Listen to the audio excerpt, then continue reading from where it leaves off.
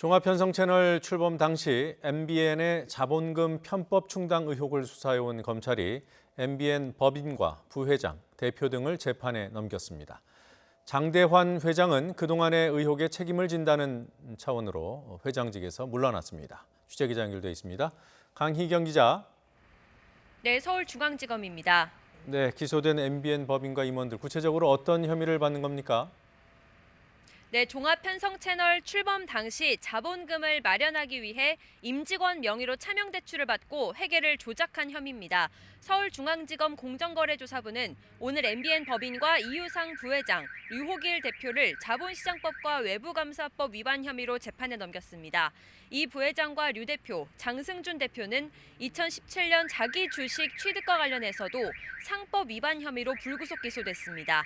이들은 지난 2011년 종편 출범 당시 최소 자본금 3천억 원을 채우기 위해 유상증자를 하는 과정에서 회사 자금 550억 원으로 자사주를 사들이고도 재무제표를 허위로 작성한 혐의를 받고 있습니다.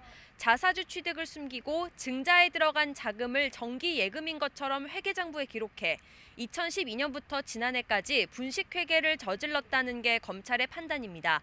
검찰 조사 결과 MBN은 자사주 매입에 들어간 자금을 직원들이 은행에서 대출받아 투자한 것처럼 꾸민 것으로 드러났습니다. 검찰은 MBN이 출범 당시 투자자를 모집하면서 주식을 나중에 매입해주기로 하고 실제 2017년 자사주를 사들인 사실을 추가로 확인해 상법 위반 혐의도 적용했습니다. 네, 이번 기소 대상에서 장대환 회장은 제외가 됐더군요. 왜 그런 겁니까? 네, 검찰은 지난달 18일 관련 의혹을 확인하기 위해 MBN 본사를 압수수색하는 등 줄곧 수사를 이어왔습니다. 다만 일부 자본시장법 위반 혐의의 공소시효가 내일 완성되는 만큼 회사 법인과 이 부회장 등을 우선 기소하고 장 회장의 관여 여부는 계속 수사하기로 했습니다. 앞서 금융위산하증권선물위원회는 지난달 30일 정례회의를 열고 MBN 법인과 장대환 회장 등 3명을 검찰에 고발하고 과징금 7천만 원을 의결했습니다. 방송통신위원회도 자체 조사 결과 MBN이 허위 자료를 제출하는 등 방송법을 위반한 사실을 확인해 검찰에 수사 의뢰를 했습니다. 방통위는 검찰 수사 결과를 토대로 내부 검토를 거쳐 MBN에 대한 최종 행정처분 수위를 결정할 방침입니다.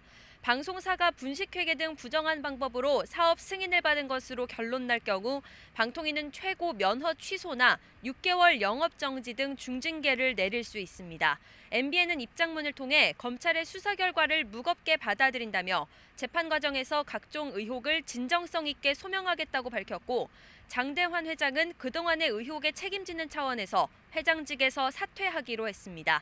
지금까지 서울중앙지검에서 YTN 강희경입니다.